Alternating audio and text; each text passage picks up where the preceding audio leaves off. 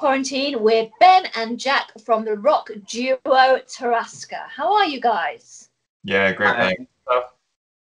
Yeah, it's so pleased to meet you. I know you well from one of your singles, the only one I've heard from you. I think it is your only single, Trailblazer. Before we get on to that, tell me where the name comes from, Tarraska.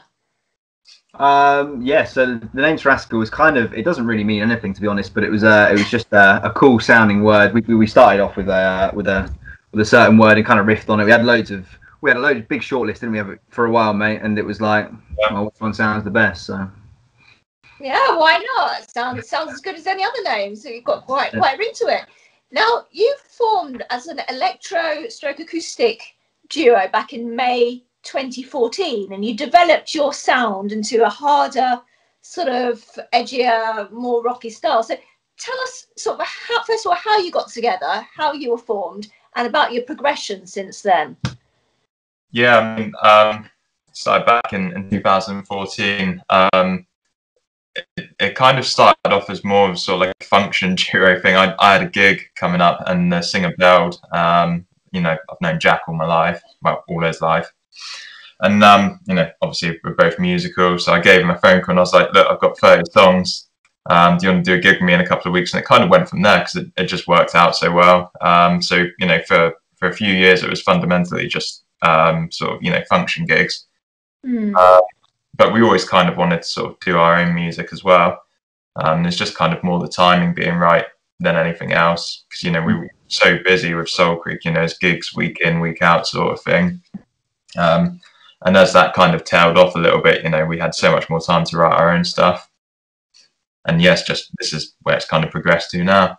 And how many songs have you written so far?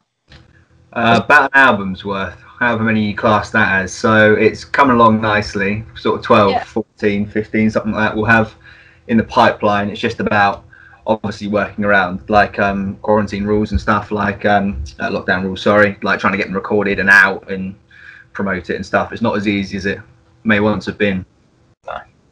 Yeah, I mean, COVID has certainly taken its toll on musicians for sure, and album launches. So when are you planning on being able to release the album now? Are we looking at next year sometime? Probably next year sometime, yeah. We've got an upcoming single that's dropping on the 12th of this month called Renegade. It's had a couple of radio plays already.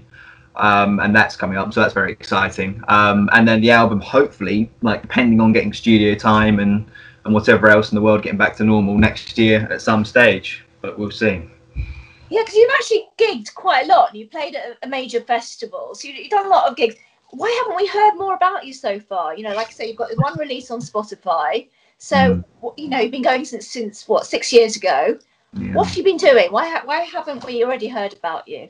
I mean, there was a name change as well. You know, obviously we changed our name from what our former duo used to be. So, you know, there's still quite a sort of following towards what Soul Creek was, but, you know, it's a complete different direction. So we really wanted to separate ourselves from kind of what we were doing before. Whereas, you know, the Soul Creek thing kind of gets dragged up quite a lot. Whereas, you know, we're really trying to brand Tarraska more as the band now. Yeah. I want to talk a bit more about Trailblazer. I really, really do like this song. It's got a very classic sound to it. It sounds like it could be on a soundtrack, I think, a movie soundtrack. That's the kind of feel that I get from it. But I read, actually, that it was written about something quite specific. So do you want to tell us what the meaning is behind the song? Yeah, I mean, I can speak to the lyric of it, as that was sort of my doing. I mean, yeah, it started out as a kind of an ode to Lemmy from Motown, obviously, who's no longer with us, sadly. And the kind of, you know, very, very loosely, it doesn't follow it exactly, but his kind of attitude towards his critics and his whole kind of attitude to the music business in general, and that he was his own man and pursued his own paths and his own sort of his own road through life. And it was sort of that, despite derision, despite criticism. And it kind of evolved from there into this sort of, like you say, kind of anthemic soundtrack sort of song. Yeah, very much so. With a big chorus and some catchy lyrics. So that's kind of where it started. But yeah. So you got your next single, Renegade. That's due out on the 12th of December, I believe. Yeah. How does that differ? I haven't heard Renegade yet. How does that compare to Trailblazer in sound and style? I think it's a lot more fitting to us. It's a lot more progressive than what Trailblazer was. Trailblazer really kind of wanted to, kind of go homage kind of towards that kind of 80s anthem rock kind of thing, the big guitars, things like that. With Renegade, it's definitely a lot more of a modern sound, but it's definitely kind of towards our more, suited direction. We both have so many different influences, and we kind of, we combined all that into, a very modern, kind of, borderline progressive hard rock sort of sound. Yeah, I mean, let's talk a bit about your influences, because I understand that one of you sort of had a bit of a jazz background, and there's a few different sort of genres influencing you. So let's go back. I know you both had musical childhoods. When it came to sort of secondary school age, you began, playing instruments. And so tell us how your interest in music developed from there. Yeah, well, I think it's important to say that we both come from a very similar hard rock background, basically. Ben's been all over the place in terms of genres with his guitar playing, but that's just because he's such a master of the craft and such. But as far as I'm concerned, it's been largely, kind of classic metal and rock from my dad's side, and a bit more kind of blues and kind of soul and whatever from my mum's side. So that's where I stand, and Ben's fairly similar, if you'd like to speak to that. Yeah, it's kind of a bit weird on my influence to say. When I was a kid, my granddad really got me into Neil Diamond. My mum was into sort of, the 90s pop kind of stuff, and then my dad was into trance and, all kind of a very weird gel of music. There was nothing there that kind of spurred me to kind of want to play guitar. And I think I must have been about 13 or something. And, there's a couple of kids at school that started playing guitar. I kind of caught a glimpse of, kind of like the 20 top guitar anthems on VH1 and stuff back then. And it kind of spurred from there. And then, Green Day just released American Idiot. Busted were kind of still going at that point. So there's guitars kind of, really prevalent in mainstream music at that point. So that's kind of what spurred me onto that. And then, from there, my music taste just went crazy. So everything, started off very much like Jack in that classic metal, the rock, Metallica, Guns N' Roses, all that stuff. Then kind of, as I pushed through being a teenager, pushed into the really heavy side of metal. And then got to college, found out about John Mayer, and then just everything blew wide open. Yeah, kind of, I listened to kind of everything now, take influence from whatever I can. Yeah, I mean, nowadays, I think younger people aren't really seeing rock around. They're not really hearing it unless they know which radio stations to listen to, which internet stations, and they tune on TV, YouTube. They're not really seeing rock in the way that I did when I was growing up. Is there a danger that younger people aren't going to get into the genre at all because they're not seeing it as an influence, and B, that they're not going to be as interested in picking up instruments and learning them themselves when there's so much manufactured music around? I think if you go back a few years ago, there was definitely a real danger of that. In the last couple of years, I think the rock scene's had a really important movement. So yeah, I think we're going to definitely see a kind of, it's going to definitely recur back to what it used to be, hopefully. Looking ahead to next year, of course, you've got the album coming out. Do you have a name for the album yet? Tarraska, I think, being very imaginative. But yes, work in progress. Yeah, I think we have to workshop that one, possibly. Okay. What do you see yourself doing next year? Do you have any, COVID hopefully behind us? Do you see yourself touring, playing festivals? I mean, a tour would be fantastic. It's difficult to tie people down to that sort of thing at the moment, just because there's so much uncertainty. Festivals is the same thing. You could potentially get a provisional booking or a slot or whatever, and then for it to be, the plug to be pulled last minute. So we'll take what we can get, I think, as far as that's concerned. We're definitely, both willing and ready to tour and get some of the stuff out there. It's been a while since we've played anything live, I think. So yeah, we'll kick on as much as we can, circumstances allowing. Yeah, I think the problem you're going to find with getting festival slots for next year is that because they were all postponed from this year, they're mainly have the same lineup. Yeah, same lineup.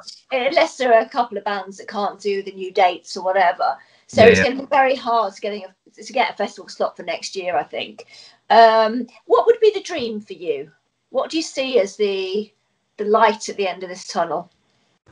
I don't know. I think just to be able to play our own sound, their own music, and just to bring it, into the light. Really, I mean, I don't know what you'd quantify a sort of commercial success as in that vein, but it doesn't really bother me personally. It's about just getting the music out there and having it, hopefully have a good reception. It'd be great to one day establish our own sort of presence within the kind of hard rock metal world, but that's one step at a time sort of thing. And big tours, big stadium gigs, that sort of thing, of course, would be fantastic. But yeah, we're just two boys from Bournemouth at the moment. Yeah, exactly. Everyone wants the stadium tour, but you've got to build from the bottom, and to be honest, that's probably the fun part of it. Is there anyone you'd really like to tour with? Alter Bridge. Right. But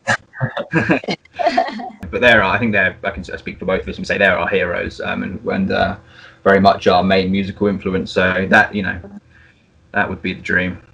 There's something I want to ask you. Actually, I've been discussing this on Twitter.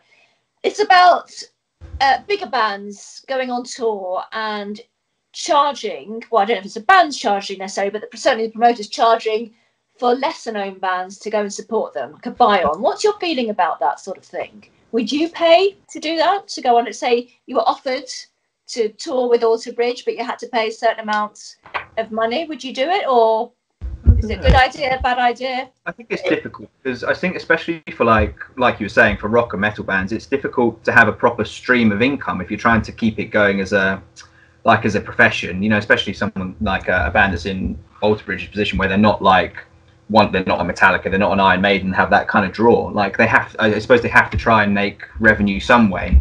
For us, I think for me personally, it'd be nicer if we got there on merit, personally. Yeah. But I can understand why it happens, even if it wouldn't be something that I necessarily buy into. But I don't know how Ben feels about it. It's one of those things I certainly wouldn't buy onto it.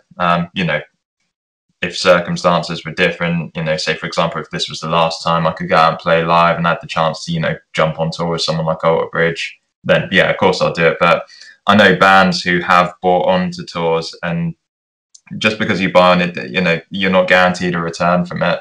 Not at all. You're guaranteed that sort of, the privilege of saying you've opened for these guys, you've shared the stage with them. But I think as far as actually moving your band forward, unless anyone takes something home from that and you gain more fans, it's just really common of the music industry. I think it shows where the industry has been heading the last few years, and it is more and more money orientated every single year. Yeah, which is what makes it even harder. Stream revenue and stuff like that. With Spotify wanting to cut it even more. Yeah. Well, that's it. Musicians seem to be getting less and less as the years go by, and the promoters seem to be getting more and more. So there's definitely an unbalance there. I think that needs to be addressed. Hopefully that will happen sooner rather than later. But look, it's been lovely chatting to you both. Wish you all the very best going forward. I look forward to hearing this new album. I'm going to check out Renegade. Send me the link. Look forward to hearing that. Like I say, I love your single that you got, Tarraska, at the moment. So guys, if you don't know, sorry, Trailblazer, I meant. If you don't know Tarraska, guys, check these two out. Really well done what you've done so far, and I just look forward to hearing a lot more from you. Thank you very much, It's been a pleasure. Look forward to hearing. Take care, guys. All the best. You too. Cheers. Bye. This is rock and roll. Burning out to my